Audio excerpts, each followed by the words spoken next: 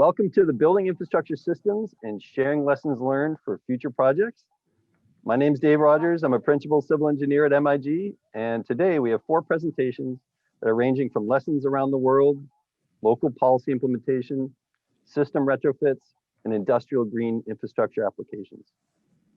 Our first presenter is Dustin Atchison from Jacobs. Dustin's Jacobs' global technology lead for stormwater and watershed management.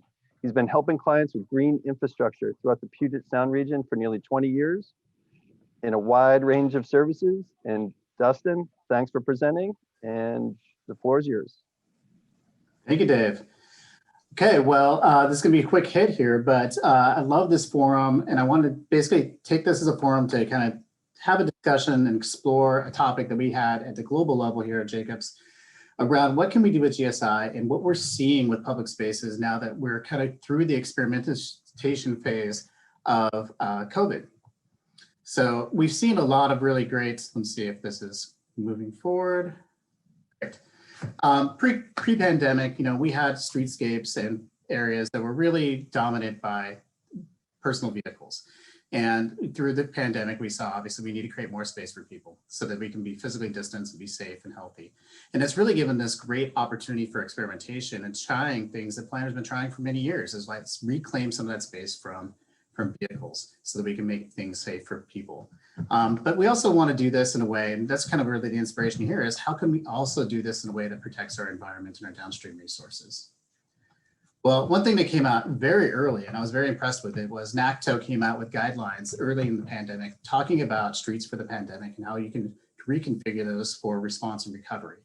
And many of those ideas were about creating more space for walking, cycling, outdoor dining, park markets, basically ways that allow people to be outside and be healthy and be safe.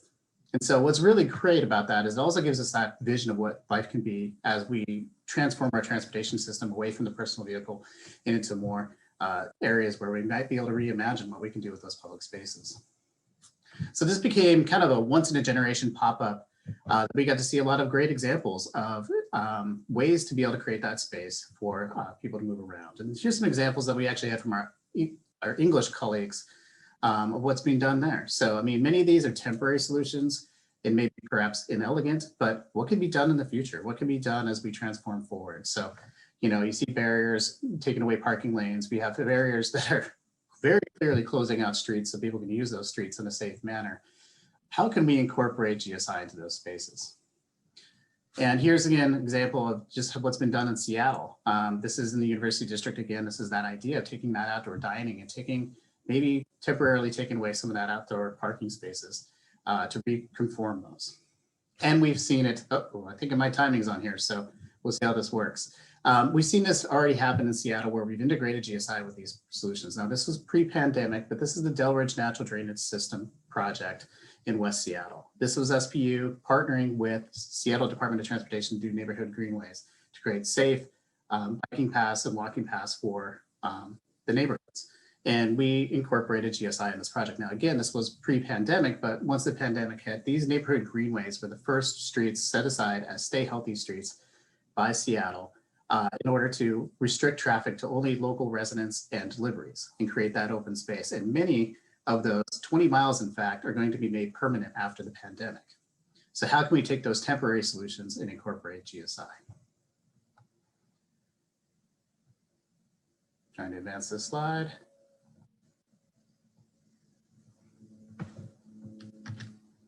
Apologies, it's not responding. Oh, there. Okay, and it shot through a couple of examples. So I'm going to go back here just a touch. My apologies, folks.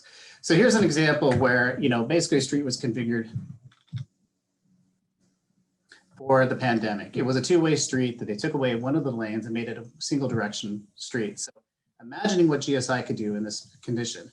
The space that was created to buffer out the cycle and pedestrian area that used to be a traffic lane, could we perhaps use GSI there in kind of a silva-cell enhanced tree trench manner to be able to create that buffer, but enhance it by using stormwater? Or perhaps we can take away some of the parking that is in less use now because there's less traffic on the street and turn that into bioretention or other stormwater features. And then imagining what can we do at that entrance, the gateway to this new street and this new use, to incorporate GSI. So in the little lower right-hand corner here, this is a bike storage area that has a green roof on it. And you also do curb extensions to slow traffic down, create that gateway, and do bioretention in that space. So, I don't have much time to go into all these details, but really, green healthy streets can come in many shapes and sizes and can use a variety of steering stormwater infrastructure techniques. And I'm going to give you one more example here. This is in Lancaster, Pennsylvania, where we had a very dangerous intersection with a lot of interactions between vehicles. So what they did was they actually simplified this intersection, and in the process created a lot of extra space in the right-of-way. It actually happened that this extra space was in front of Lancaster Brewing Company. And so the city of Lancaster partnered with Lancaster Brewing to basically create a forest pavement patio area that's surrounded by bioretention, kind of creating this really great outdoor dining space. Also give this opportunity to create more beer sales because people kept testing the beer on the forest pavement. So generated more sales, but it really is a way to kind of really reimagine how we can create that public space and accomplish stormwater at the same time and have real results. 5 mile per hour reductions in traffic speeds were realized as a result of this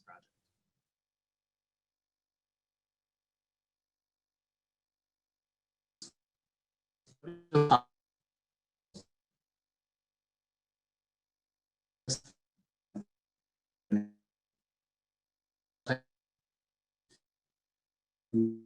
Instead of raised planters become bioretention.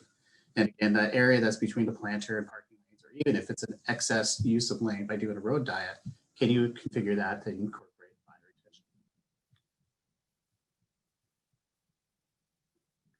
My apologies if my audio is cutting out. I just got a flash that my connection was bad, so not much I can do at this point. But moving on, hopefully you can hear me. Public spaces also include parks and parcels. And so real quick on this thing, one of the ways I like to look at this is like, how do we, is on the spectrum of, are we trying to hide stormwater function or maybe not trying to hide it because there's extra competing uses, or is the stormwater function dominant for the site? And so, on the left hand of this spectrum is a project that we did in Sun Valley, which is in the LA region. This is an area that needed a lot of ball fields and active play space. And so the stormwater features had to be underground. So we did underground infiltration galleries and storage tanks to reuse for irrigation in the park. On the right-hand side here, dominant stormwater function. This is a facility that's been in place for over 20 years in Santa Monica. It is basically a wet weather stormwater treatment facility to protect the beaches, but it's done in a manner that creates kind of an urban public park that expresses the stormwater so people can see what's going on. Now I'll quickly explore some of these other examples that are somewhere in the middle of that spectrum. This is the Sidmouth flood alleviation scheme. This is also in England. This is where it's not really that the stormwater is hidden, but it's disguised. This is an amphitheater that during dry periods is there for performances and meeting space.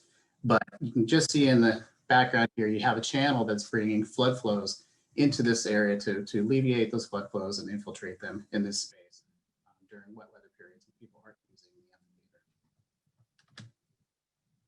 There's another one here. This is in Renton, Washington. This is a great partnership project where the city of Renton partnered with the Renton Housing Authority, King County Library System, and private developers to reconfigure the housing site there, the Highlands area, to create a public park.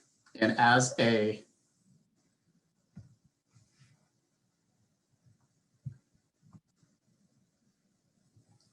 so Aaron, I'm gonna try to stop my video, see if that helps.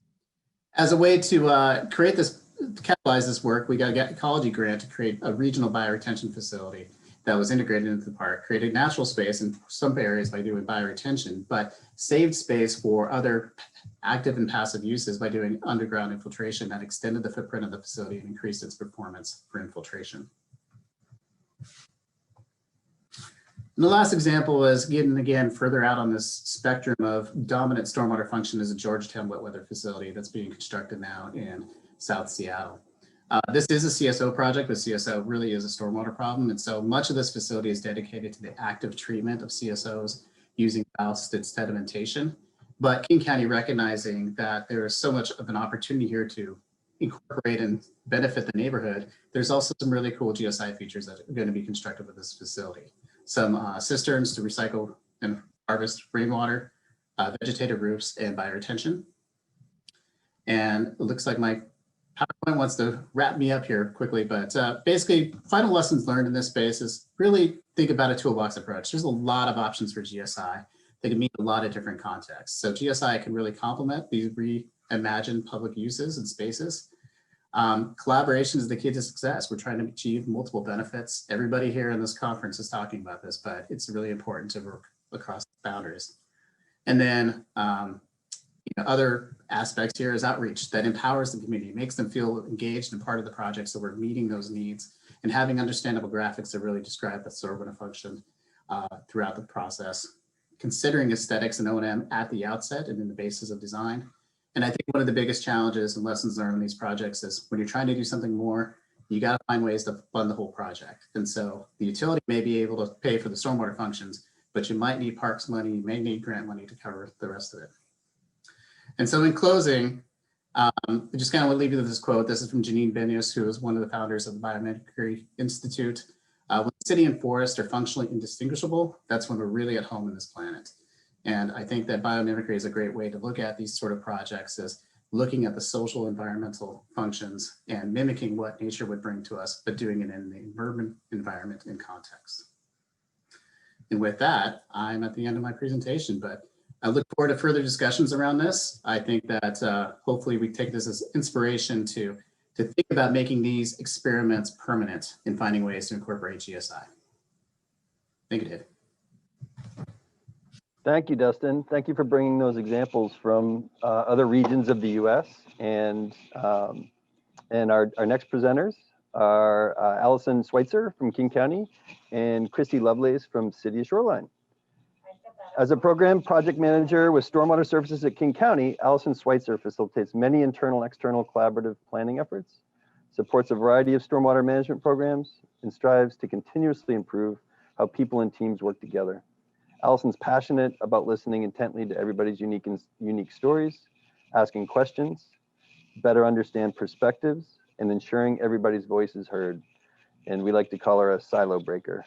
Christie Lovelace is Surface Water Program Specialist with the City of Shoreline, coordinating programs and volunteer efforts to improve the stormwater quality of Puget Sound. Thank you for presenting, and the floor is yours. Great, thanks, Dave. And thanks so much, everyone that's helping to make this committee a reality today. It's been wonderful to be a part of all these presentations and really excited about what we're all talking about. So again, my name is Alison Schweitzer with King County, and my co-presenter, Christie Lovelace, is with the City of Shoreline. And Christie and I are here to share out about green stormwater infrastructure assistance program models in Puget Sound, including barriers to implementation and participation.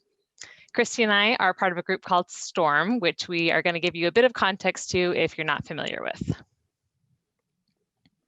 So STORM is a coalition of cities and counties in Puget Sound watershed collaborating to meet municipal stormwater permit requirements and create effective, consistent, and cost-efficient education and outreach programs. STORM's mission is to mitigate stormwater pollution by advancing broad-scale behavior change. So in 2020, last year, we created a review of Puget Sound cities, counties, and conservation districts that offer GSI assistance programs to private properties, and you'll see their logos here on the slide. These assistance programs include financial and/or technical support to install a wide variety of GSI features on private properties, primarily at single-family households. The goal of this work was to synthesize the lessons learned from these programs related to aspects like program development, project management, community engagement, and equity approaches. Later this year, we will be providing a guidebook to developing GSI assistance programs to help those both interested in strengthening an existing GSI assistance program, as well as those interested in creating their own GSI assistance program to better understand options and approaches to do so. Our presentation today will be focused on barriers, specifically barriers that agencies face in creating a new program, as well as barriers that property owners face to installing GSI features on their property. Along with those barriers, we will highlight methods taken by existing programs to overcome those barriers. So I wanted to give a brief outline of our presentation today. We'll go over what a GSI assistance program is and what we mean by that terminology. We'll talk about barriers to jurisdictions implementing GSI assistance programs, as well as barriers to property owners participating in those programs. So what is a GSI assistance program? Our definition that we use is a program that supports GSI installations using financial and/or technical assistance. And note that these programs, as I mentioned, that we reviewed, were intended for private property retrofits, and most programs primarily serve single-family households.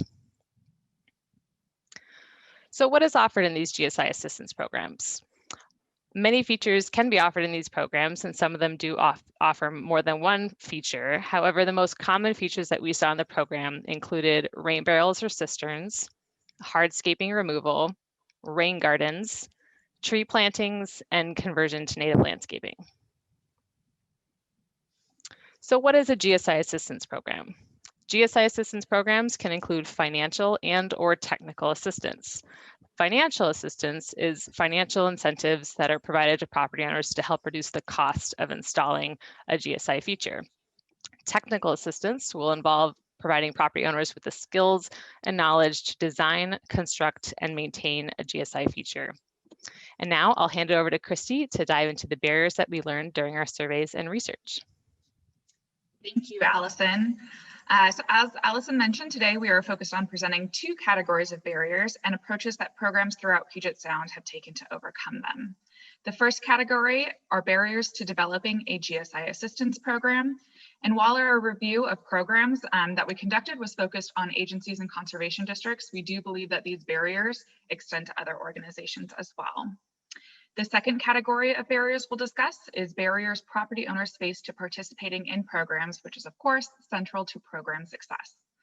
The barriers we'll speak on do not cover all of the barriers that these two groups face, but rather speak to a few major barriers that many of our interviewees spoke of. First up, we'll talk about 3 barriers to developing a GSI assistance program, and these include time and staff, funding for programs, and getting a program off the ground.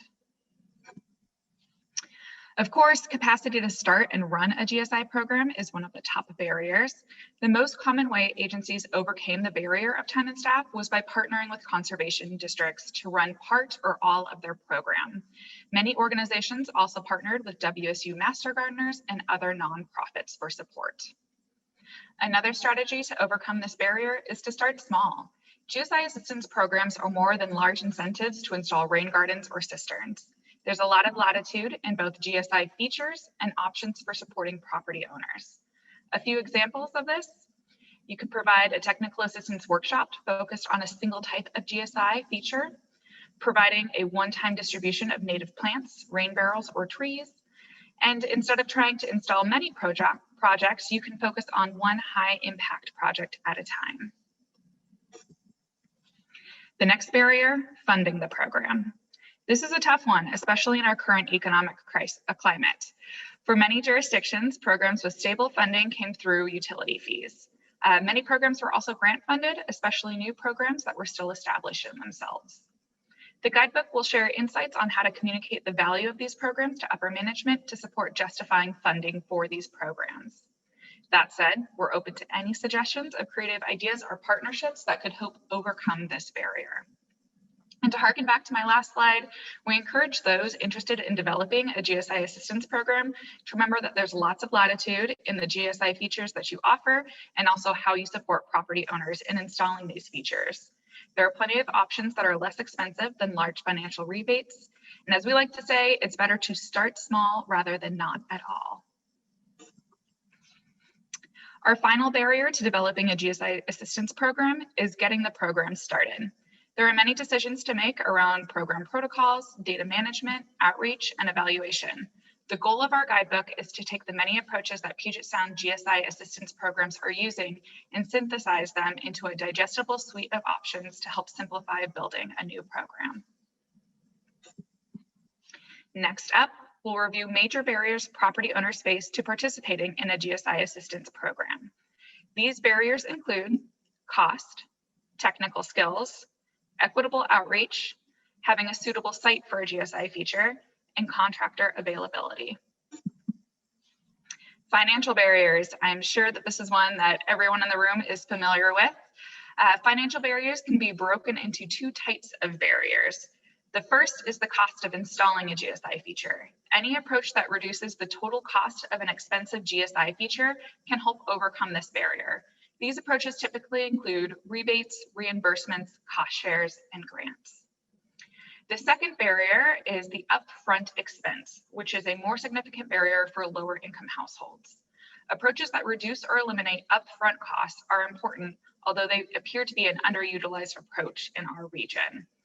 Examples of reducing the upfront cost could include reimbursing material purchases or work as it occurs, rather than reimbursing all purchases and work at the end of a project. Also, loans to contractors, these would eliminate or reduce the need, reduce the amount of money a property owner needs to provide to get the GSI work started in the first place. Another major barrier to program participation is the technical knowledge and skills needed to design, install, and maintain GSI features. In many cases, these skills go far beyond basic gardening skills. Nearly all programs offer web and print resources, like the Rain Garden Handbook for Western Washington. These support learning the skills that are needed to incorporate GSI features into one's landscape. Providing technical assistance workshops is another increasingly common way that programs help participants learn these technical skills. A bonus is that workshops can also be recorded and shared out, making them more than a one-time resource. On-site consultations are also a common way that programs help interested property owners understand what GSI features they can incorporate on their property and provide some guidance on siting and design. Equitable outreach is an important barrier to consider. There are many more people out there that might love to add a GSI feature to their landscape, and we're completely missing them if we fail to address this barrier. To build awareness that these programs exist in all of our communities, we need to go out to diverse communities and not expect that they come to us. If we use the same marketing and outreach approaches that we have been, we'll continue to get the same participants. To support diverse outreach, many programs partner with nonprofits and conservation districts. We also need to build relationships and trust with these communities. GSI assistance programs can be an incredible way to do this. These features can offer so much more than stormwater management to communities. Many of the co-benefits of GSI, nature, beauty, safety, are benefits that underserved communities really might appreciate and certainly deserve. And finally, for our community members that do not speak or are learning English, we must provide in-language resources. This includes not only web and print materials, but also in-language workshops and assistance. Site constraints also keep many would-be participants from joining our programs. Some GSI features, like rain gardens, have many site requirements, making them an ill fit for many properties. To overcome this barrier, programs should offer multiple GSI features, especially those with smaller footprints and fewer requirements. And of course, the GSI features offered should also strive to reflect what the community wants. It's really important to ask them what it is they would like. Finally, finding a contractor can be a frustrating process. If you have a list of GSI certified contractors, be sure to provide this to participants. If you don't have a list, you should try to pull one together and provide it. A second barrier related to finding a contractor is a lack of contractors able or willing to do this work. Several jurisdictions and nonprofits have begun filling this gap by creating more contractor training programs. Once contractors are certified, agencies can share lists of certified contractors with interested program participants. This strategy helps to incentivize the contractors while also reducing this barrier to program participants. All right, thank you everyone. This presentation was really a high-level report on the barriers to developing a program and also the barriers that property owners face to participating in these programs. Our guidebook, which is intended to help organizations develop a GSI assistance program, is due at the end of 2021. We would absolutely love to hear from you, so please reach out to Alison and I if you have any suggestions on this work. And we're particularly interested in hearing insights or any key barriers that you've faced in this line of work, other approaches that you've used or heard of to tackle these barriers, any ideas you have related to funding GSI assistance programs, and any examples of GSI programs that you have started small but were effectively supporting GSI installations. Thank you all for your time. Thank you, Alison and Christie, for sharing those lessons learned and the importance of aggregating lessons learned across the industry, the region, and the nation, actually. Our next presenter is Cari Simson. Cari joined ECOS in June 2019 as the Director of Stormwater Programs, providing program leadership and direction on projects related to water quality, green infrastructure, public engagement. Cari's over 15 years experience working in Seattle on green stormwater infrastructure and urban design projects. Her previous work includes workforce development, facilitating public-private partnership concepts for neighborhood amenity improvements, and promoting the multiple benefits of GSI in the urban environment to achieve equity and social justice outcomes. Cari, the floor is yours. All right. Thank you. Can everyone hear me? So good morning and welcome. Yes, I'm the Director of Stormwater Programs, and I inherited this project when I started working at ECOS in 2019. So ECOS, for those who don't know, ECOS is a nonprofit that delivers environmental solutions that meet the needs of businesses, people, and nature across Washington. Our staff speak 12 languages and provide educational and technical support to green infrastructure through the Rainwise program, the GSI mini grant program, and other GSI consulting work. Additionally, ECOS staff will be hosting webinars for the industrial general stormwater permit holders, the IGSP, and municipal stormwater permittees. And all this info can be found at ecos.org. So today I'm going to be sharing information about the Equinox demonstration site.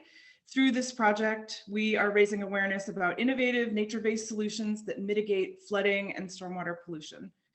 And I just want to acknowledge that our project site is on the traditional Duwamish tribal lands, and the important work that local Indigenous people are doing today to improve human health and the environment. I'd encourage people to check out duwamishtribe.org. They're actually hosting an event this Sunday to as a public event outdoors. So if people are interested, check that out. So the next slide, please.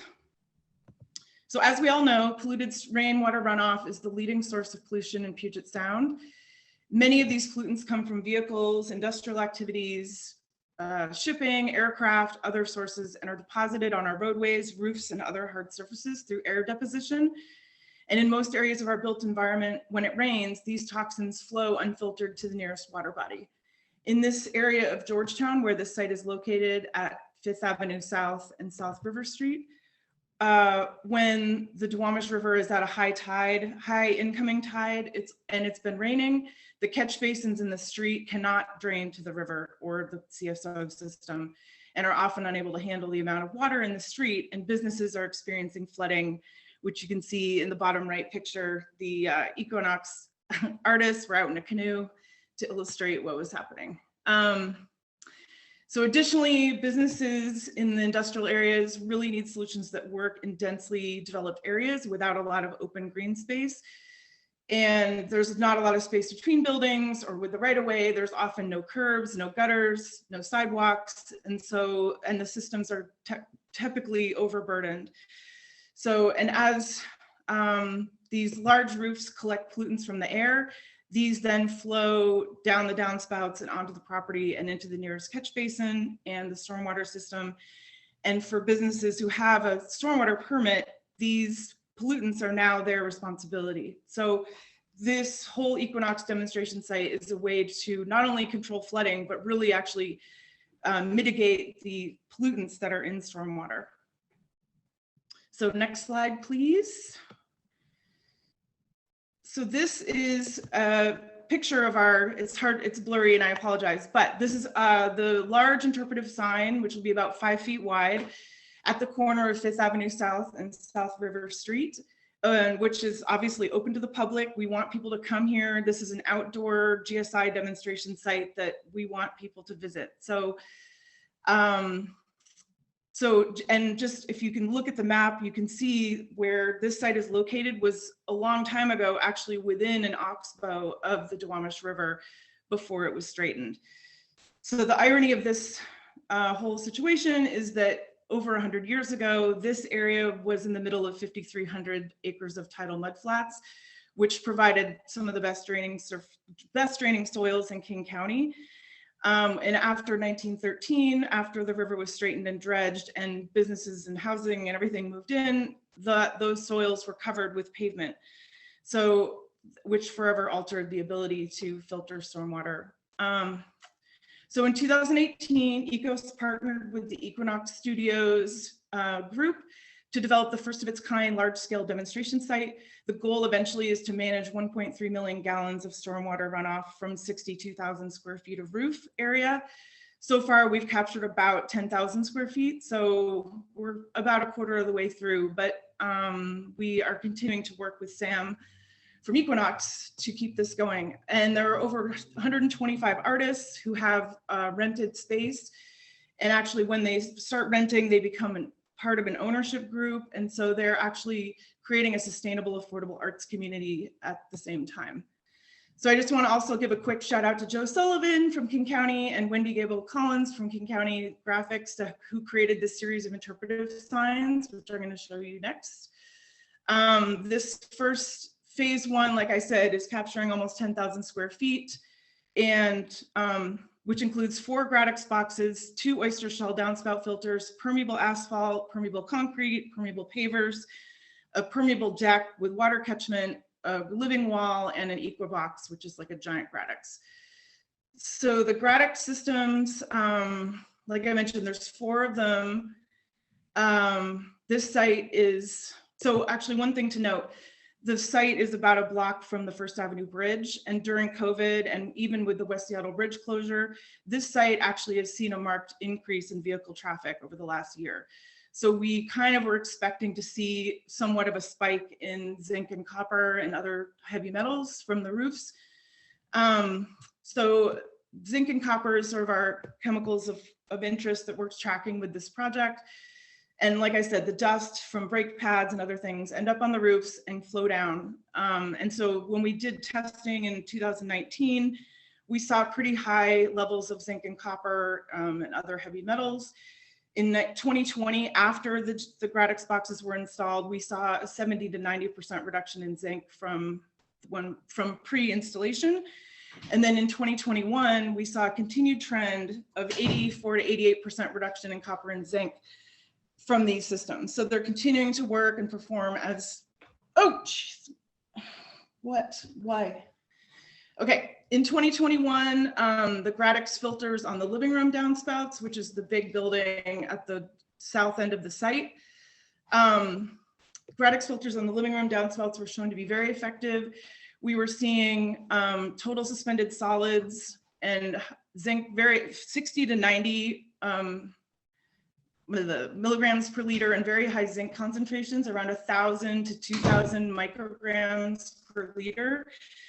To now we see it below ISGP permit benchmarks. So this is just for people that are interested in stormwater pollution and tracking and water quality monitoring. This is an incredibly good result that we've discovered. So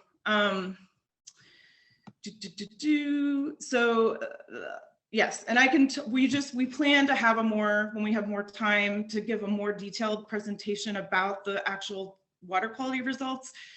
So we will be doing that this spring. So feel free to reach out and we'll invite you to that. For the plant people in the audience, the Gradex plants are the gray rush, Henderson's checker mallow, which is native to tide flats in Washington, and the nodding onion. These plants can all be really easily divided and transplanted. And this spring we'll be hosting a maintenance workshop at Equinox to show people how to care for the soil layer of the Gradex. So next slide, please. So the oyster barrels addition to our site was kind of serendipitous. Ecos has an office under the West Seattle Bridge. The port owns the facility. I was walking around one day and I was like, what are those? Turns out there's oyster barrels on the Port of Seattle building. And I reached out to Jane at the port, and we ended up installing some at Equinox 2 to have an additional site. So these are literally barrels filled with used oyster shells. And the shells are really good at removing dissolved copper from water by adsorption, which means the copper actually sticks to the shells. And then the clean water flows out of the barrels. So the results from this, we've seen the oyster barrels are extremely effective at reducing slightly elevated total copper and zinc to well below ISGP benchmarks, which is another really good sign. One of our at the installation, we actually have an oyster barrel on top of a gradic, so we've got a double. And this basically brought zinc and copper down to undetectable levels. So again, we're seeing really great results here. We want to thank the port for contributing staff time and materials to this project. So next slide, please. The third little demonstration area is 3 types of permeable pavements and permeable asphalt and concrete. And then we have pavers that are on top of a product called Paver Guide, which we included through our work with the Pure Blue organization. So Paver Guide basically is like Legos underneath, and it like makes a channel and directs the water into a 4,800 gallon cistern, which will be used for irrigation. So this doesn't necessarily clean the water, but it's keeping it from running out in the street. So this is, I think there's over 3,000 square feet of permeable surfaces at the site now. And it's great for demonstration because you can just pour water out. People can see the water percolating in and see the difference between what's happening with regular asphalt and permeable. Next slide, please. How am I doing on time? So additional rainwater harvesting and reuse examples featured at Equinox include the Gardens of Gusto, which is on the right. This has, we'll be using catched or harvested water from the roof of this building into these little planter containers that are holding water and have an irrigation system hooked up. And then the other is the EcoBox, which is on the right. It's basically a giant Gradix box that is connected. The water can actually flow back.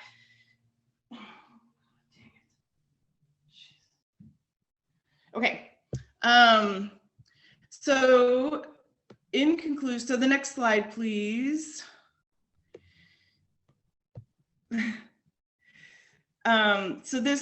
The harvested water, there's so many large buildings there, and part of the Equinox struggle is the flooding. So we're trying to keep as much water out of the street as possible through all these various installations.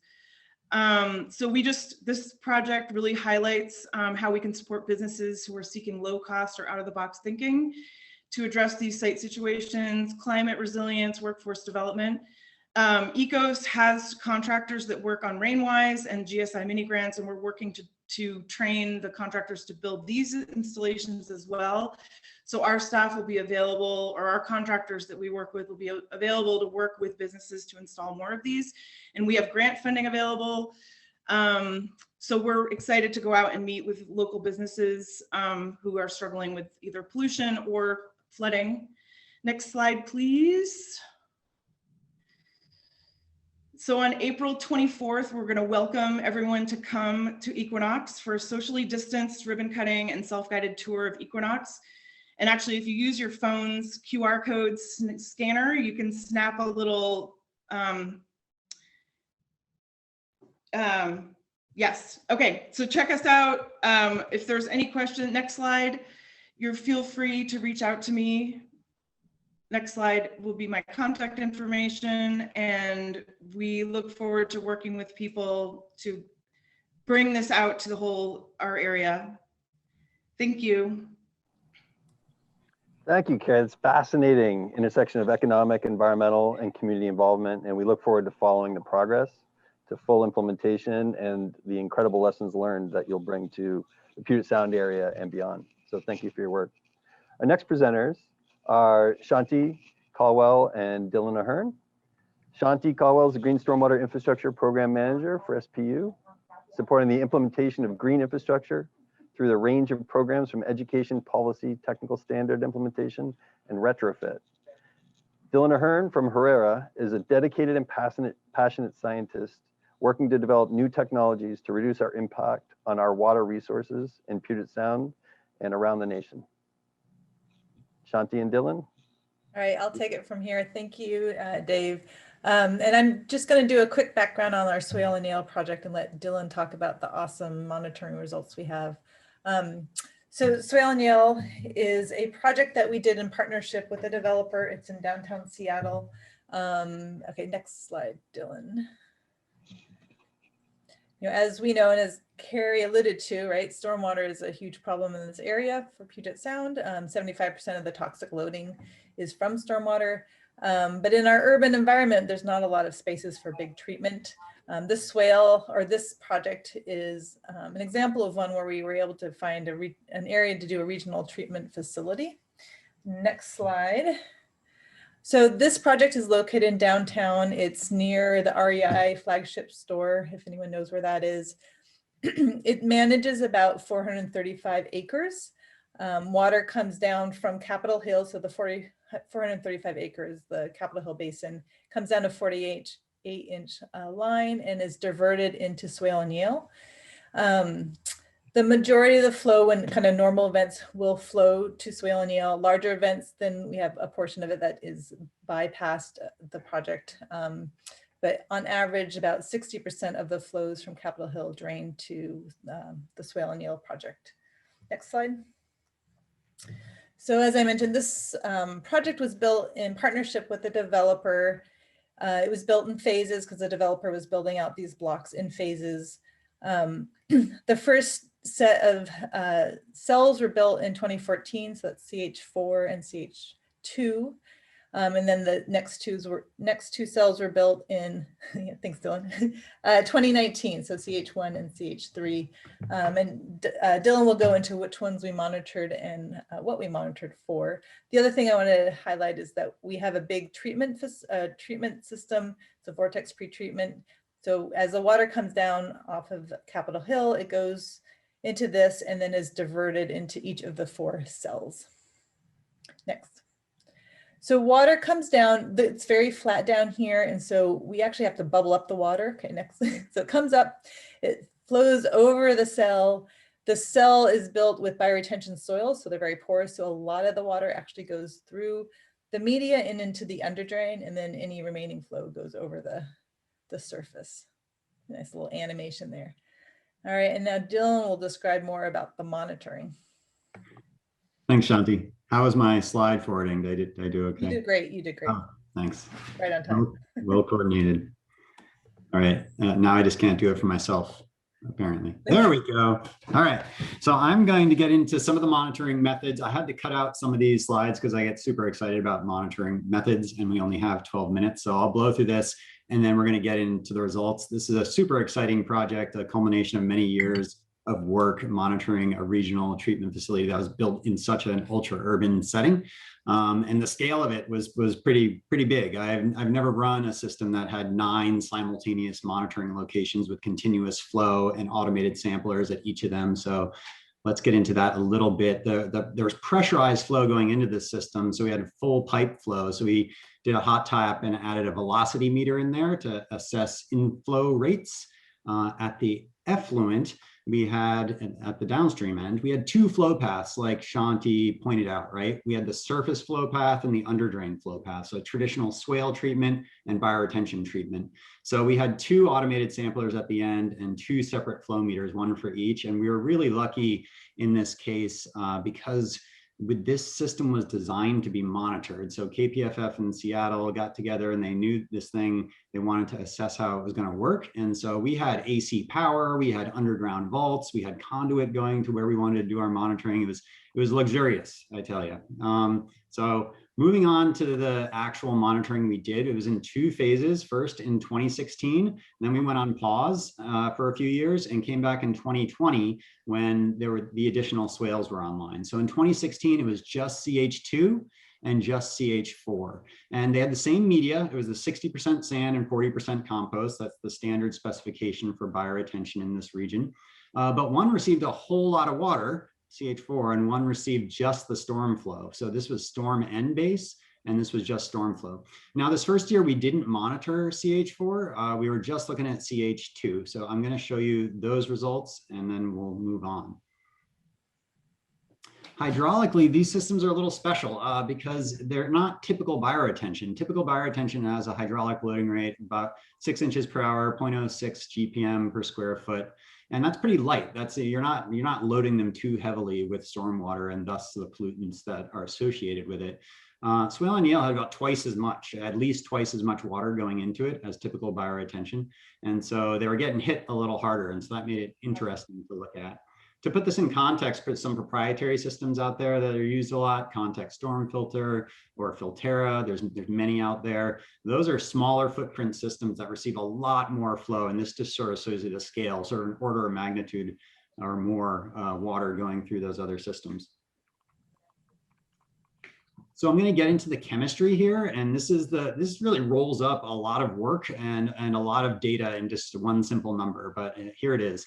These are percent reductions for a few of these parameters: total suspended solids, some metals, fecal coliform, and oil. And this is comparing the influent concentrations in 2016 to the average of the two effluent concentrations, right? We had a surface path and an underdrain path. But when you roll that all up together, this system, CH2, 92% of TSS removed. That's a great number. It was performing really well. 60% of copper, metals, look down, fecal coliform, 75%, oil, 77%.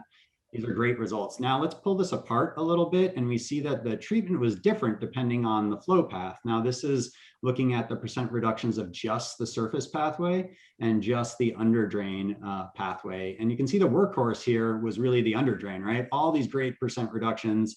And you know, swales are good at sediment and a little bit at oil, but not for your metals or your fecal coliform. So really the underdrain was doing most of the work for these parameters. And here's your influent concentrations. If you're interested, they're, you know, not super high, but not so low that we couldn't see some good percent reductions. Now the story is a little different for nutrients. This is the same sort of way we're looking at the data, but now we're looking at total phosphorus, orthophosphorus, and nitrite. And you can see some export going on here, these big red warning numbers.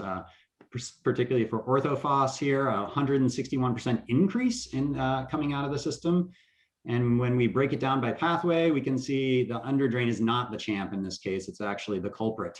And we've seen this across the region, and this is one of the reasons that makes this study so interesting, is that, you know, big full-scale field study documenting again that we see nutrient export from bioretention. This was being seen elsewhere in 2016 and before in other studies. And since that time, the region has been trying to figure out what to do about this issue. We all want to use bioretention, but we don't want it to export this much nutrients. And so what do we do about that? You know, there's our influent concentrations, just showing you, you know, these are pretty healthy, high influent concentrations. You should be reducing these, not increasing them and making them even worse. So we had a chance here to give it another shot because this project was phased, right? The next two blocks were going to be built. And while the region did, you know, invested a lot of money in research and figuring out other approaches to fixing the export issue, one of them being ecology in Kitsap County with Herrera helping them out, coming up with an alternate bioretention media spec that doesn't have compost in it. To address the issue. And then, you know, people at WSU, Jessica Mullane, John Stark, and Curtis Hinman looking at aging, different ages of compost. What if we use a really mature compost? Will that fix the issue? Turns out it doesn't. And then the idea of using a polishing layer. And what the city was thinking is that, well, what if we keep the same spec, you know, the 60-40, in this case, they're like, we'll dial it back to 70-30, but still keep the compost in there, 30% compost, but put in a polishing layer underneath it, like an 8-inch layer of something that's really good at absorbing nutrients. So what they did is they went to the lab and we helped them out to develop a spec for what should be in this polishing layer. And we determined that a 90% sand, 7% activated alumina, 3% iron filing was the right recipe. Activated alumina and iron filings. Iron is very good at sorbing phosphorus in particular, metals as well. And so we did that, and then we deployed them in CH1 and in CH3 here in 2019. These were built now both with polishing layers. And then we went back in 2020 and we said, okay, let's monitor again and see if that polishing layer did anything. And so in the second phase of monitoring, now 4 years later, we monitored CH2 and now CH4, we threw that online and monitored that as well. we thought that'd be interesting because it receives so much base flow, and I'll show you that in a second. What does that do to performance? And then CH3, our new one that has the polishing layer. CH1 was the exact same as CH3 in terms of how it was built, but we didn't monitor it because we figured out, we're monitoring CH3, that'll cover it. So now I'm going to show you data from the 2020 monitoring of CH2, 3, and 4. So this is a lot to look at, but this is my favorite slide. This is the hydrology of the whole system. It's sort of like the pulse of the bioretention system. And what we have here is CH2 in blue, CH3 in red, CH4 in gray. This is total treated flow rate coming out of the system, and this is in gallons per minute. So just a bunch of hydrograph here for the 2020 water year, rain coming down from the top. And what I wanted to point out is the blue lines you see drop right back to 0 after a storm. You see this period with no rain, right? There's no flow coming into CH2 or coming out of CH2. But the story's a little different for CH3 and CH4. You see, particularly CH4, the gray line, you have some really high flows between rainfall events. So it's receiving this constant base flow. And this is something we see with regional facilities a lot. Once your basin gets big enough, there's going to be water in that pipe, and you better figure out what to do with it because it can be really challenging to filter and address with your treatment system. So we see a really interesting pattern of this highly urbanized, controlled system where base flow is increasing through the year as we get into the dry season, which is sort of the opposite of what you normally see. And then the city went out and maintained the system. They just turned it off. There's all these upstream weirs. It's a highly adjustable and complicated system. And so we were offline for a while and then came back on with a ton of base flow and then offline for some maintenance. And so this is just very much a controlled system, and it's sort of reflected here in the data set. I'm going to pause for a second and thank all my field crew, Nick and Nina and Kyle, to create this slide right here. Took a ton of work from them to dial it all in. So max treated flow rate that we measured coming out of this system was 5.3 CFS. So that's a lot of water being treated coming off of Capitol Hill that wasn't being treated before. Now I'm going to compare just for CH2 now, because that's the one that we monitored both in 2016 and in 2020. I want to compare those results to see how well the system aged. There's very few data sets out there that look at a bioretention system over many years, and most do 1, 2, 3 years at most. But we came back 4 years later. And as I showed before, this receives about twice as much water as a typical bioretention system. So 4 time years, about 8 water years have gone through this thing. And will it perform the same over time? So comparing these 2 years, we see for these parameters, pretty good. For nutrients, the story actually got a little worse. And now the chemistry for looking at CH2 to CH3 and CH4. Now, these are box plots. What I want to show real quick is influent chemistry here, under drain chemistry in here, and similar story for CH2, CH3, CH4. We see that for TSS, they're all doing well when you compare influent chemistry to under drain chemistry.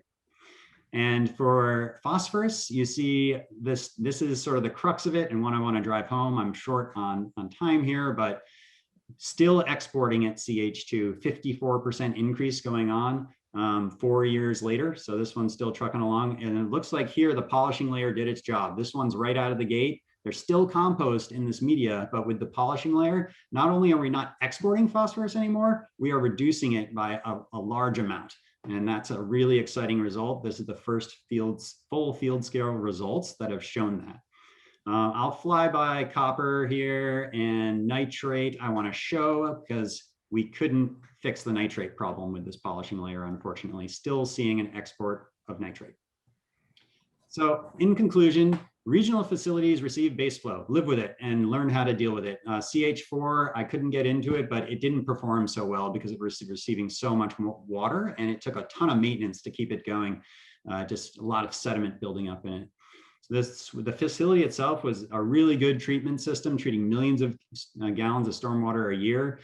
Nutrient export, you should expect it to go for 8 years plus, if not indefinitely, if you have compost in your media and no polishing layer. Phosphorus export was addressed with a polishing layer, and nitrate was not. So let's look for other options for addressing nitrate export. and questions. So thank you very much. And I want to reiterate that all of these presentations are the tip of the iceberg of how much information and data that all these presenters have. So we want to reinforce that these are just summary presentations, and please reach out to them individually. And with that, it seems for the panel, it seems that funding is pretty critical. Dylan and Shanti, was this fully funded by SPU or were there other partners? The monitoring was funded by SPU. Great. But the project itself, Shanti, was a joint partnership with Vulcan, right? It was a partnership. SPU had the majority of the cost, so we were just building it a little, bigger than what Vulcan would have to be. Great. And there's a few questions coming in. Cari, how can the arts community be used to expand types and numbers of organizations using GSI?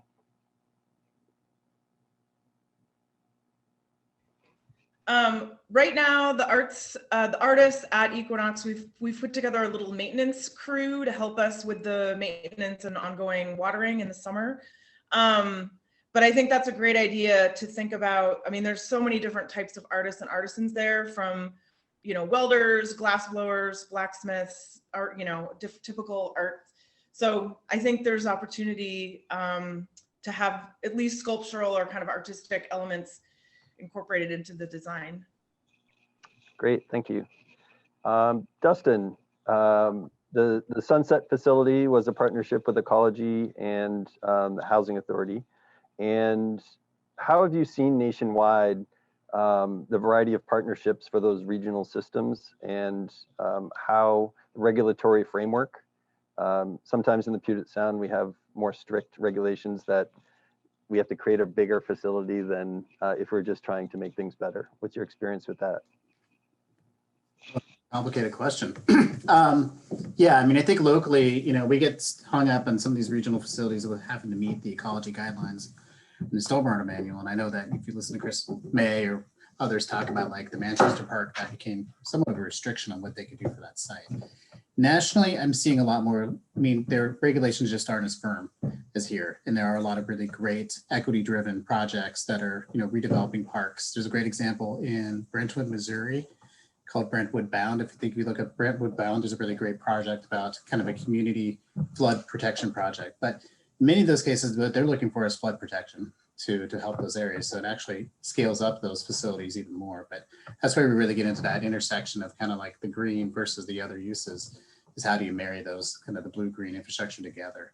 But yeah, I think there's a lot of really great projects that are popping up around the country. Atlanta's got some other great projects as well, kind of very centralized projects. That's like the Fourth Ward project. I probably have a whole bunch of lists of other projects, but I think given CSO programs are really driving it a lot around those other nations, and so those are a little looser in terms of the water quality. It's a matter of just what can you get as your function in those locations. Great, thank you. Hopefully that answers it. And related to the great work in the city of Shoreline, what opportunities and challenges do you see with working with more dense developments such as apartment buildings, condos, and moving forward? Great, yeah, thank you. So in terms of working with those denser apartment buildings and condos, we know that the barriers might look slightly different. So as I had mentioned, or Alison had mentioned, that most program participants in these GSI assistance programs currently are single family households. And we know that bigger roofs probably are going to require a little bit more money to get over that financial barrier. And also that some of the benefits might not be the same for the person who's a property manager at a condo. They might not care as much about the aesthetic and having something, that's, provides that greenery in that space. They might be more motivated. I think one of the barriers we're facing right now is we just don't know. And so I think it's an apt area to do that research in. I had put a plug in the Q&A. If anyone has that research, please send it over. We would love to see that. Thank you very much. We are at the end of our time. I thank you so much, panelists, for all your hard work in your professional life and pulling together these presentations. And I encourage everybody to reach out for further information and continue sharing lessons learned as a community. Thank you very much.